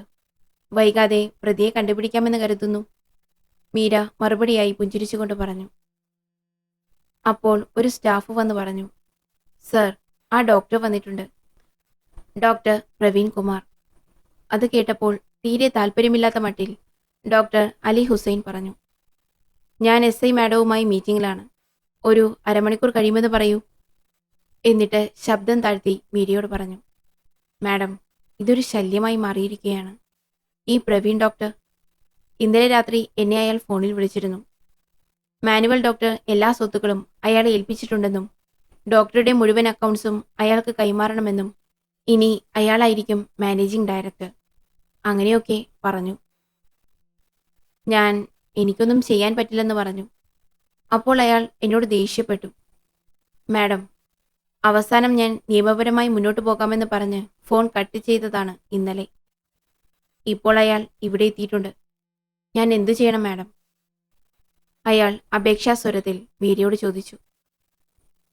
ഓ, ഇതിനിടയ്ക്ക് അങ്ങനെയൊരു ബിസിനസ് ഉണ്ടല്ലേ? നിങ്ങൾ അയാളുമായി സംസാരിച്ചോളൂ. ഒരിക്കലും അക്കൗണ്ട് ട്രാൻസ്ഫർ അംഗീകരിച്ചു കൊടുക്കരുത്. അയാളോട് കേസ് കൊടുക്കാൻ പറയൂ. നിങ്ങളും ലീഗലായി മുന്നോട്ട് പോകുമെന്നും പറയണം. ഓക്കെ മാഡം, ഡോക്ടർ പറഞ്ഞു. ഞങ്ങളുടെ സഹായം ആവശ്യമെങ്കിൽ പറയണം. ഞാൻ ഇവിടെ തന്നെയുണ്ട്. ഓക്കെ. മീര ഓഫീസിന് പുറത്തിറങ്ങിയപ്പോൾ പ്രവീൺ ഡോക്ടർ അങ്ങോട്ട് കയറി. മീര താമസിച്ചില്ല. ഫോണെടുത്ത് മസൂദിന്റെ നമ്പർ ഡയൽ ചെയ്തു. മീരയുടെ ഫോൺ വരുമ്പോൾ ട്രെയിൻ അവസാന സ്റ്റേഷനായ ഉദകമണ്ഡലത്ത് എത്തുകയായിരുന്നു. വിവരങ്ങൾ കേട്ട ശേഷം മസൂദ് പറഞ്ഞു, മീര, അയാൾ പോയ ശേഷം അലി ഡോക്ടറോട് ഒന്നുകൂടി സംസാരിക്കണം. എന്നിട്ട് വിളിക്കൂ. ശരി സർ. മീര ഫോൺ കട്ട് ചെയ്തു. മസൂദ് ആ സ്ഥലം ആകെ ഒന്ന് വീക്ഷിച്ചു. ടൂറിസ്റ്റുകളാൽ നിറഞ്ഞിരുന്നു അവിടം. ഒരു 10 മിനിറ്റ് കഴിയും മുമ്പ് ഫോൺ ബെല്ലടിച്ചു. SI ഷൈജു ആയിരുന്നു. സർ, ഇവിടെയാണ് അവർ ഇറങ്ങിയിട്ടുള്ളത്, കൂനൂർ എന്ന സ്റ്റേഷനിൽ, ഷൈജു പറഞ്ഞു. ഓക്കെ, ഞങ്ങൾ ഉടനെ എത്താം. ഷൈജു അവരുടെ വാസസ്ഥലത്തെപ്പറ്റിയും അവിടേക്ക് തടസ്സങ്ങളില്ലാതെ എത്തിപ്പെടാനുള്ള മാർഗത്തെപ്പറ്റിയും രഹസ്യമായി ഒന്ന് അന്വേഷിക്കൂ. Yes sir. ഷൈജുവിന്റെ ഫോൺ കട്ടായ ഉടനെ തന്നെ മസൂദ് രാജേശ്വരൻ SPയെ വിളിച്ചു. അവർക്ക് പോകാനുള്ള എഞ്ചിൻ പെട്ടെന്ന് തന്നെ ശരിയായി. മസൂദും ഒപ്പമുണ്ടായിരുന്ന 2 പേരും അതിൽ കയറി. 5 പേർക്ക് നിന്ന് യാത്ര ചെയ്യാനുള്ള സൗകര്യമേ അതിലുണ്ടായിരുന്നുള്ളൂ. ഇടയ്ക്കുള്ള സ്റ്റേഷനുകളിൽ നിന്ന് ബാക്കിയുള്ളവരെ കയറ്റി അവർ കൂനൂർ സ്റ്റേഷനിലെത്തിയപ്പോഴേക്കും ഉച്ചതിരിഞ്ഞ് 2:30 ആയിരുന്നു. കൂനൂർ റെയിൽവേ സ്റ്റേഷനിൽ അവർ വീണ്ടും ഒത്തുചേർന്നു. അവിടെ ഉണ്ടായിരുന്ന ഷൈജു മസൂദിന്റെ മുഖത്തേക്ക് നോക്കി പറഞ്ഞു, സർ, സ്റ്റേഷന്റെ പുറകുവശത്തുകൂടെ ഒരൽപ്പം താഴേക്കിറങ്ങിയാൽ ഒരു പുഴയുണ്ട്. ആ പുഴ കടന്ന് ഒരു 2 കിലോമീറ്ററോളം ഉൾക്കാട്ടിലേക്ക് നടന്നാൽ ഒരു ആദിവാസി ഊരുണ്ട്. അവിടെ മാത്രമാണ് ഇവിടെ ജനവാസമുള്ളത്. മഹാ അപകടകാരികളാണ് അവിടത്തുകാർ. പുറത്തുനിന്ന് ആരെയും അവരുടെ പരിധിയിലേക്ക് കടത്തിവിടില്ല. ആരെങ്കിലും അതിക്രമിച്ച് കടക്കാൻ ശ്രമിച്ചാൽ അവർ അമ്പെയ്ത് വീഴ്ത്തും. അല്ലെങ്കിൽ ആ ഊരുകാരായ ആരെങ്കിലും നമ്മോടൊപ്പം വേണം. ഇത്രയും വിവരങ്ങൾ ഇവിടുത്തെ സ്റ്റേഷൻ മാസ്റ്റർ തന്നതാണ് സാർ. അദ്ദേഹത്തോടും നമ്മൾ റിസർച്ചിനാണെന്നാണ് പറഞ്ഞത്. എന്റെ കൂടെ ഇവിടെ ഇറങ്ങിയ ഒരു തമിഴൻ പോലീസുകാരൻ ഒരു പേടിത്തൊണ്ടനായിരുന്നു. അതുകൊണ്ട് അയാളോട് ഞാൻ നിങ്ങളുടെ സഹായം ആവശ്യമില്ലെന്ന് പറഞ്ഞു. പിന്നെ? എല്ലാവരും ഷൈജുവിന്റെ മുഖത്തേക്ക് നോക്കി.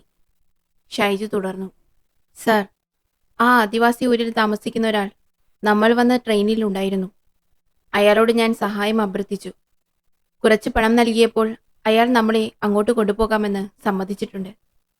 Very good Shaiju, well done. എന്നിട്ട് അയാളെവിടെ? ഷൈജുവിനെ അഭിനന്ദിച്ച് മസൂദ് ചോദിച്ചു. അയാൾ സ്റ്റേഷന് പുറത്ത് വെയിറ്റ് ചെയ്യുന്നുണ്ട് സാർ, ഷൈജു മറുപടി പറഞ്ഞു. മസൂദ് ഗൗരവത്തോടെ എല്ലാവരോടുമായി പറഞ്ഞു, ലുക്ക്, നമ്മൾ പോവുകയാണ്. ഞാൻ രാവിലെ പറഞ്ഞത് ആരും മറന്നിട്ടുണ്ടാകില്ലെന്ന് കരുതുന്നു. നമ്മുടെ പ്രൊഫഷൻ ഈ യാത്ര കഴിഞ്ഞ് തിരിക്കുന്നതുവരെ എല്ലാവരും മറക്കണം. നമ്മളിപ്പോൾ ഗോത്രവർഗങ്ങളെപ്പറ്റി റിസർച്ച് നടത്താനായി എത്തിയവർ മാത്രമാണ്. പിന്നെ അപകടം വന്നാൽ ഉപയോഗിക്കാൻ ലഭിക്കുന്ന രീതിയിൽ തോക്ക് നമ്മുടെ ശരീരത്തിലുണ്ടാകണം. ഇനി ചിലപ്പോൾ ഇങ്ങനെയൊരു മീറ്റിങ്ങിന് നമുക്ക് സാധിച്ചു കൊള്ളണമെന്നില്ല. അതുകൊണ്ട് ബി കെയർഫുൾ ആൻഡ് സ്ട്രോങ്. ശ്രദ്ധാപൂർവമായിരിക്കണം നീക്കങ്ങൾ. അല്ലാത്ത പക്ഷം നമ്മുടെ ജീവൻ അപകടത്തിലായിരിക്കും. ഓക്കെ, നമുക്ക് പുറപ്പെടാം. ഷൈജു, അയാളെ വിളിച്ചോളൂ. മസൂദ് എല്ലാവർക്കും മുന്നറിയിപ്പ് നൽകിയ ശേഷം ഷൈജുവിനോടായി പറഞ്ഞു. ആ ആദിവാസി പുഞ്ചിരി തൂക്കി കടന്നു വന്നു. അഴുക്കു നിറഞ്ഞ ഒരു ചാരനിറമുള്ള ഷർട്ടും ലുങ്കിമുണ്ടുമാണ് വേഷം. കൈകൂപ്പിക്കൊണ്ട് അയാൾ പറഞ്ഞു. മലയാള ഭാഷയിൽ തന്നെ സംഭാഷണങ്ങൾ ചേർക്കുന്നു. സാർ, ഞാൻ വീരമണി. ഞങ്ങളുടെ നാടിനെപ്പറ്റി പഠിക്കാനാണ് നിങ്ങൾ വന്നതെന്ന് ഈ സാറ് പറഞ്ഞു. സന്തോഷമുണ്ട്. വരൂ സാർ. അയാൾ മുന്നിൽ നടന്നു. അവർ അയാളുടെ പിന്നിലും. അയാളെ വശീകരിക്കാനുള്ള നമ്പറുകളുമായി മസൂദ് അയാൾക്കൊപ്പം തന്നെ നടന്നു. കാടിനുള്ളിലൂടെയുള്ള ആ യാത്ര വല്ലാത്തൊരു അനുഭവമായിരുന്നു. പുഴ കടക്കാനായി തോണിയോ കടത്തുകാരനോ ഇല്ലായിരുന്നു. ആഴമില്ലാത്തതുകൊണ്ട് നടന്നു തന്നെ അവർ പുഴ കടന്നു. ശക്തമായ തണുപ്പുള്ള വെള്ളമായതിനാൽ പുഴ കടന്നപ്പോഴേക്കും അവർ തണുത്തു വിറച്ചു തുടങ്ങിയിരുന്നു. പുഴ കഴിഞ്ഞുള്ള വഴി അതിസുന്ദരമായ കാനനപാതയായിരുന്നു. പക്ഷിമൃഗാദികളുടെ സ്വരം ഇടവിട്ട് കേൾക്കുന്നുണ്ടായിരുന്നു. മസൂദ് മൊബൈൽ ഫോൺ എടുത്തു നോക്കി. Network coverage തീരെയില്ലായിരുന്നു. കയറ്റവും ഇറക്കവും കല്ലും മുള്ളും നിറഞ്ഞ വഴി. വീരമണി എളുപ്പത്തിൽ നടക്കുന്നുണ്ട്. മറ്റുള്ള എല്ലാവരും ക്ഷീണിച്ചു തുടങ്ങിയിരുന്നു. ഇടയ്ക്കിടെ ചാടിവരുന്ന കുരങ്ങന്മാരുടെ കുസൃതി ആസ്വദിച്ച് അവർ വീണ്ടും നടന്നു നീങ്ങി. കുരങ്ങന്മാർ അവിടെ സുലഭമായിരുന്നു. ഏകദേശം 1.5 കിലോമീറ്റർ നടന്നു കാണും. മുന്നിൽ നടന്നിരുന്ന വീരമണി പെട്ടെന്ന് നിന്നു. അവരോട് നിൽക്കാൻ ആവശ്യപ്പെട്ടു. എല്ലാവരും ശ്വാസം അടക്കി പിടിച്ചു നിന്നു. അടുത്ത നിമിഷം ആ കാഴ്ച കണ്ട് അവരെല്ലാവരുടെയും ശ്വാസം നിലച്ചുപോയി. ഉഗ്രരൂപിണിയായ ഒരു കാട്ടാന മരങ്ങൾക്ക് പിന്നിൽ നിൽക്കുകയാണ്. വീരമണിയുടെ പിന്നിലായി അവർ വിറയോടെ നിന്നു. രതീഷ് പതുക്കെ തന്റെ തോക്ക് തപ്പാൻ തുടങ്ങി. മസൂദ് വേണ്ട എന്ന് ആംഗ്യം കാണിച്ചു.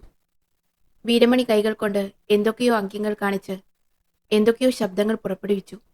ആന പതുക്കെ തുമ്പിക്കൈയും താഴ്ത്തി പിന്തിരിഞ്ഞ് നടന്നുപോയി. പേടിക്കണ്ട സാറേ, അവൻ പാവമാണ്, ഒന്നും ചെയ്യില്ല. എന്തെങ്കിലും ചെയ്യണമെങ്കിൽ മൂപ്പൻ പറയണം, വീരമണി പറഞ്ഞു. എല്ലാവരും അത്ഭുതത്തോടെയും ബഹുമാനത്തോടെയും ആ മനുഷ്യനെ നോക്കി. അവർ നടത്തം തുടർന്നു. മസൂദ് മുഴുവനും വീരമണിക്കൊപ്പമായിരുന്നു.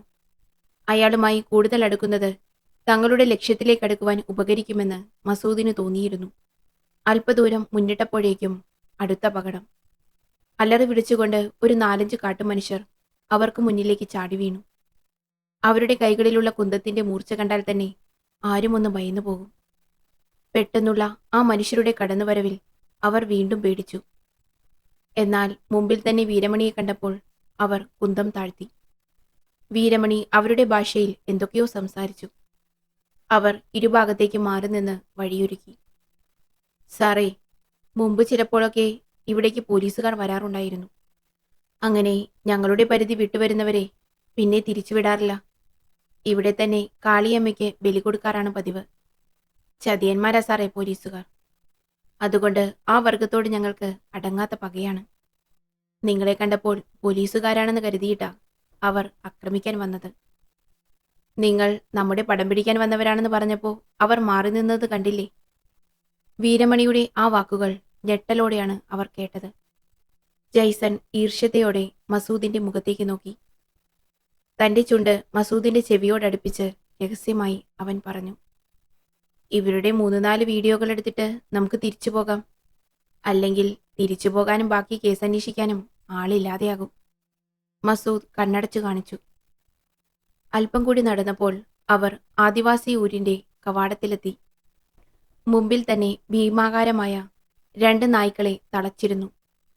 പരിചയമില്ലാത്ത ആളുകളെ കണ്ടപ്പോൾ അവറ്റകൾ കുരയ്ക്കാൻ തുടങ്ങി.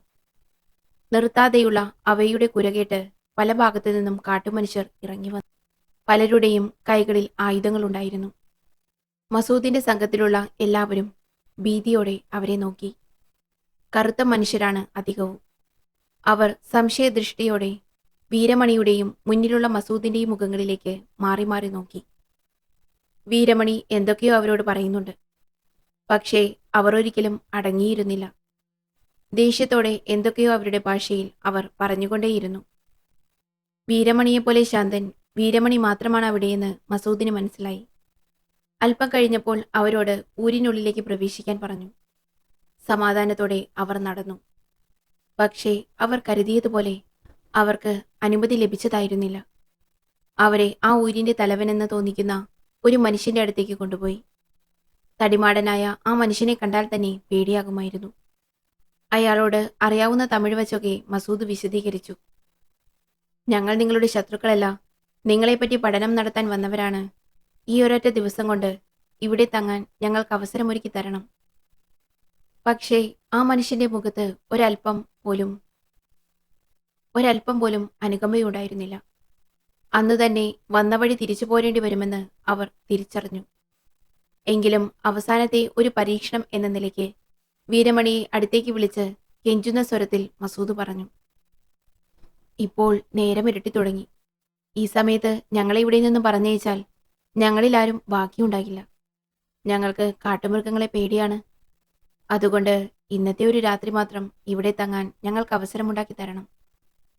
നേരം പുലർന്ന ഉടൻ ഞങ്ങൾ പോയിക്കോളാം. വീരമണി അപേക്ഷാ സ്വരത്തിൽ മസൂദിന്റെ വാക്കുകൾ മൂപ്പന് മുന്നിൽ അവതരിപ്പിച്ചു. ആ നമ്പർ ഏറ്റു. അന്ന് രാത്രി അവിടെ താമസിക്കാൻ അവർക്ക് അവസരം കിട്ടി. പനയോല കൊണ്ട് മേഞ്ഞ ചെറിയൊരു ഷെൽട്ടർ അവർക്ക് വീരമണി കാണിച്ചു കൊടുത്തു. അതിനുള്ളിൽ അവരുടെ ബാഗുകൾ വെച്ച് അവർ പുറത്തേക്കിറങ്ങി.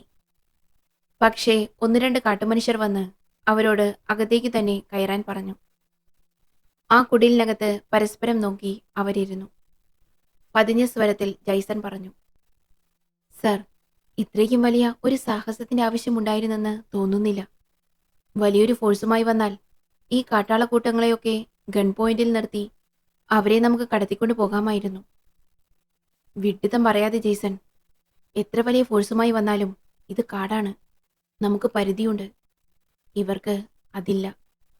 മാത്രമല്ല, ഇവരുമായൊരു മൽപ്പിടുത്തം നാം വിചാരിക്കുന്നത് പോലെ എളുപ്പമായിരിക്കില്ല. നമ്മുടെ ഫോഴ്സ് കാട്ടിൽ പ്രവേശിച്ചാൽ ഇവർക്ക് വിവരം ലഭിക്കുകയും പ്രതികളെ അവർ മാറ്റുകയും ചെയ്യും. നമ്മിൽ നിന്നും അവരിൽ നിന്നും കുറച്ചുപേരുടെ ജീവൻ പോകുന്നത് മാത്രം ബാക്കിയാകും. ശ്രദ്ധയോടെ തന്നെയായിരുന്നു മസൂദിന്റെയും സംസാരം. ഇനി എന്താ പ്ലാൻ? ഇവിടെ ഇന്ന് കഴിച്ചുകൂട്ടി വെളുപ്പിന് തന്നെ തിരിക്കുകയല്ലേ? ജയ്സൺ നിരാശയോടെ ചോദിച്ചു. നിങ്ങളാരെങ്കിലും ഇവരുടെ വീടുകൾ ശ്രദ്ധിച്ചോ? മസൂദ് തിരിച്ചു ചോദിച്ചു.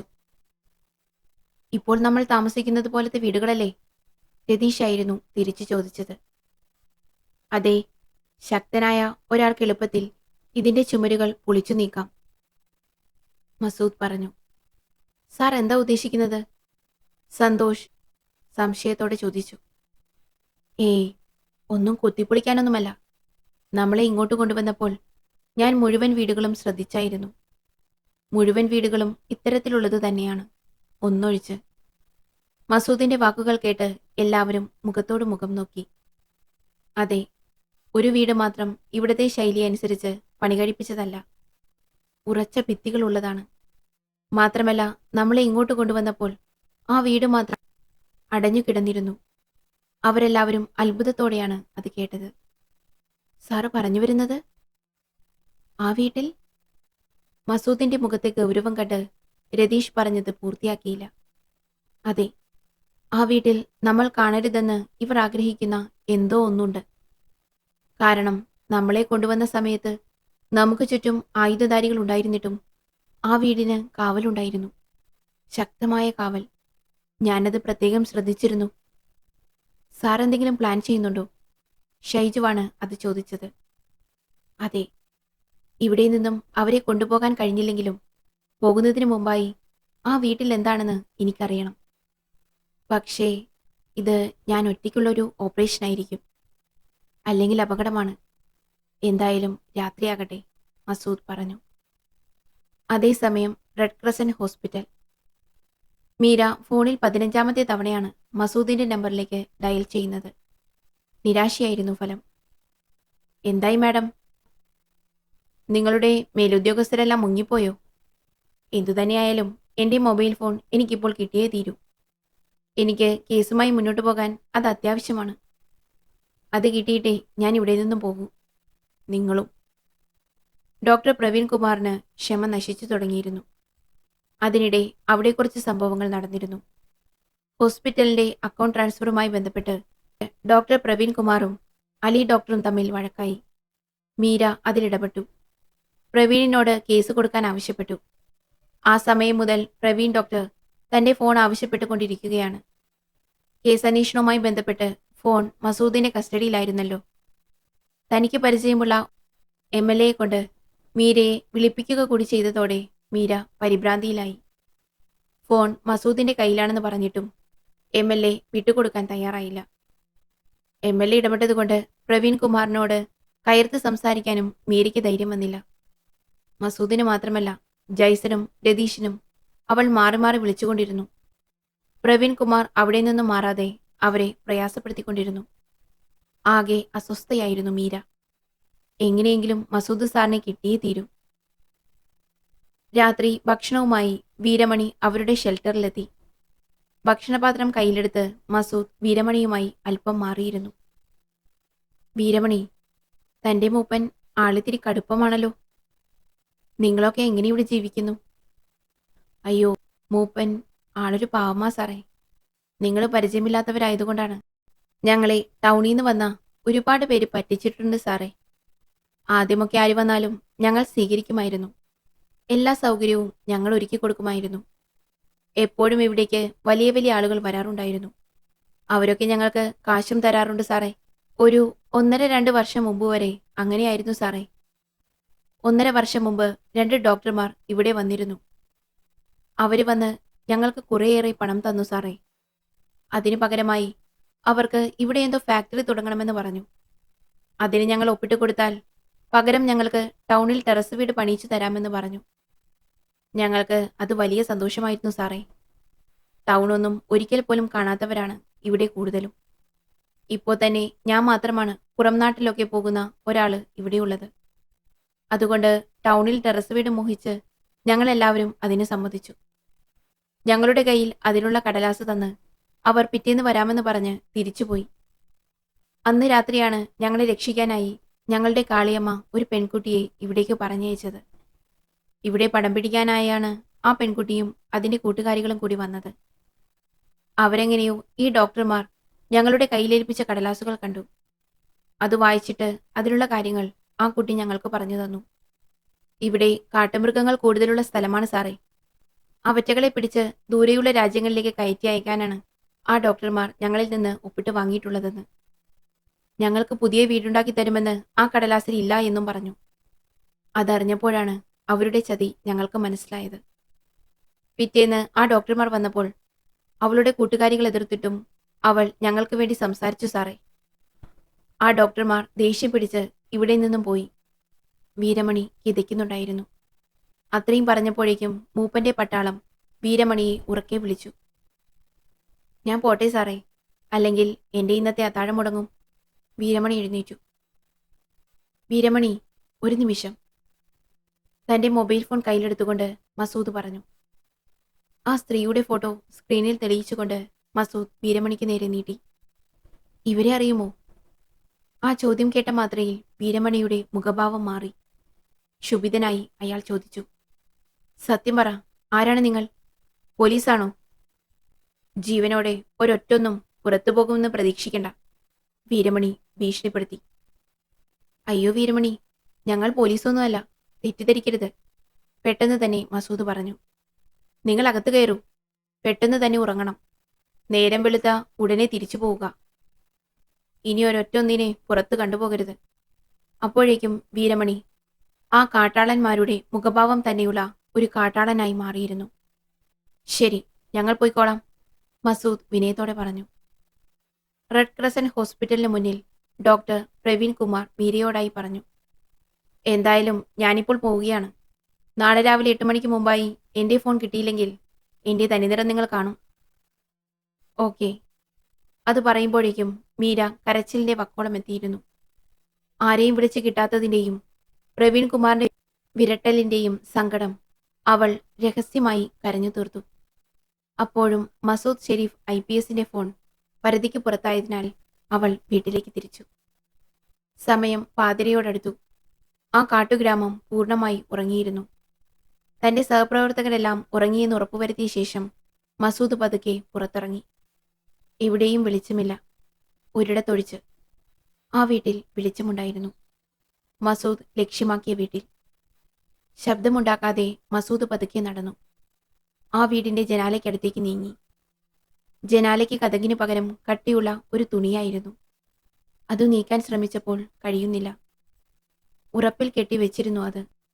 തന്റെ കയ്യിൽ സൂക്ഷിച്ചിരുന്ന ചെറിയ കത്തിയെടുത്ത് അതിന്റെ ഒരു ഭാഗം ചെറുതായി ഒന്ന് മുറിച്ചു മാറ്റി. തന്റെ മൊബൈൽ ക്യാമറ ഓൺ ചെയ്ത് ആ ദ്വാരത്തിലൂടെ മസൂദ് ഉള്ളിലേക്ക് നോക്കി. അതിനകത്തെ കാഴ്ച ശ്രദ്ധിച്ചപ്പോഴേക്കും ആരോ പുറത്ത് ശക്തിയായി തട്ടി. മസൂദ് ഞെട്ടിത്തിരിഞ്ഞു. അത് വീരമണിയായിരുന്നു. അയാളുടെ കയ്യിൽ ഊരിപ്പിടിച്ച ഒരു കത്തി ഉണ്ടായിരുന്നു. ഇപ്പോൾ ഇറങ്ങണം ഇവിടെ നിന്ന്. ഇനി ഒരു നിമിഷം ഇവിടെ നിന്നാൽ ഞാൻ ഒച്ച വയ്ക്കും.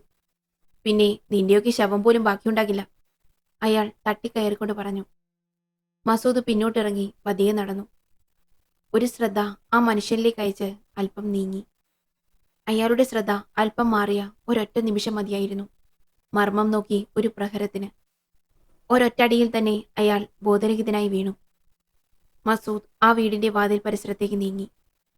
തടിമാടന്മാരായ 2 കാട്ടാളന്മാർ വാതിൽക്കൽ തന്നെയുണ്ടായിരുന്നു. അവരെ ഉണർത്താതെ അകത്തു കടക്കാൻ കഴിയില്ല. അവരുണർന്നാൽ ഗ്രാമം ഉണരാനും താമസമുണ്ടാവില്ല. ഉടൻ തന്നെ ആ വീടിന്റെ ജനാല ലക്ഷ്യമാക്കി നടന്നു. ആവശ്യത്തിന് ഫോട്ടോകൾ ഫോണിൽ പകർത്തിയ ശേഷം മസൂദ് തങ്ങളുടെ ഷെൽട്ടർ ലക്ഷ്യമാക്കി ഓടി.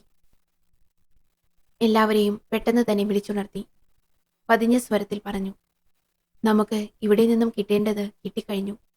ഇപ്പോൾ തന്നെ ഇവിടെ നിന്ന് രക്ഷപ്പെട്ടില്ലെങ്കിൽ നമുക്കൊരിക്കലും രക്ഷപ്പെടാനാകില്ല. അതുകൊണ്ട് ശബ്ദമുണ്ടാക്കാതെ വരിക. ഇവിടത്തുകാരും ഉണരരുത്. ആ സംഘം നിശബ്ദമായി മുന്നോട്ട് നീങ്ങി. കാട്ടുഗ്രാമത്തിന്റെ പരിധി വിട്ടതോടെ എല്ലാവർക്കും പകുതി ആശ്വാസമായി. ഇനി കാടുകടക്കണം, അതും കൂരാക്കൂരി ഇരുട്ടിനെ മറികടന്ന്. ഇടയ്ക്കിടെ കേൾക്കുന്ന പേരുപോലും അറിയാത്ത വന്യമൃഗങ്ങളുടെ ശബ്ദങ്ങൾക്കിടയിലൂടെ. മൊബൈൽ ടോർച്ചുകൾ ഓണാക്കി ശ്വാസമടക്കി പിടിച്ച് അവർ നടന്നു. പ്രിയ കൂട്ടുകാരെ, ഈ കഥയുടെ അവസാന ഭാഗം അടുത്ത ദിവസം വരുന്നതായിരിക്കും. കഥ നിങ്ങൾക്ക് ഇഷ്ടമാകുന്നുണ്ടെങ്കിൽ ചാനൽ ഒന്ന് സബ്സ്ക്രൈബ് ചെയ്യണേ. കൂടെ ഒരു ലൈക്കും കൂടി. Thank you.